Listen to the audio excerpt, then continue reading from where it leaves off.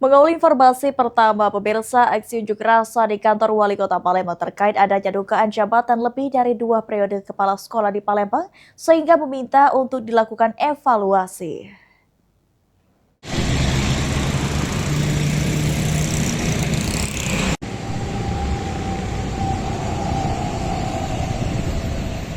Tahun 2025. Sekali lagi saya tekan untuk tahu. Evidence-nya ada yang terima.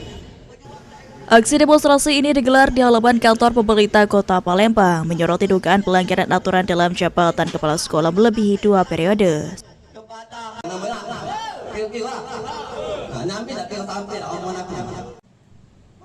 Setidaknya ada 19 kepala sekolah diduga telah menjabat lebih dari 2 periode menjabat sehingga dinilai tidak sesuai dengan ketentuan berlaku.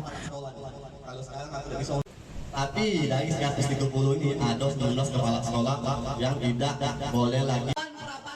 Oleh karenanya, masa mendesak untuk segera membatalkan jabatan kepala sekolah yang dianggap melanggar aturan dan meminta pemerintah memberikan kesempatan bagi guru-guru yang telah memenuhi syarat administratif untuk menjabat sebagai kepala sekolah.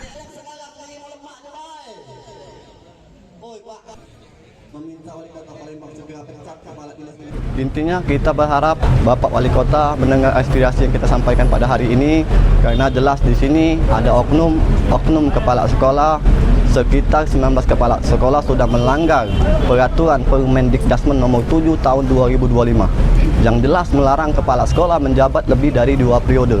Kalau sudah lebih dari 2 periode, kepala sekolah harus kembali menjadi tenaga pengajar. Di sini kan sudah jelas merampas hak-hak oknum guru penggerak yang secara administrasi sudah melengkapi untuk menjabat kepala sekolah.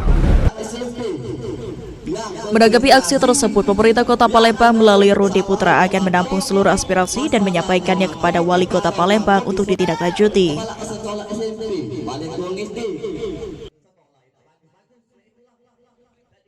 Baik, dari hasil demo ini insya Allah kami akan sampaikan ke pimpinan, mungkin juga langsung dengan Pak Wali Kota juga, kami akan sampaikan apapun aspirasi dari kawan-kawan dari.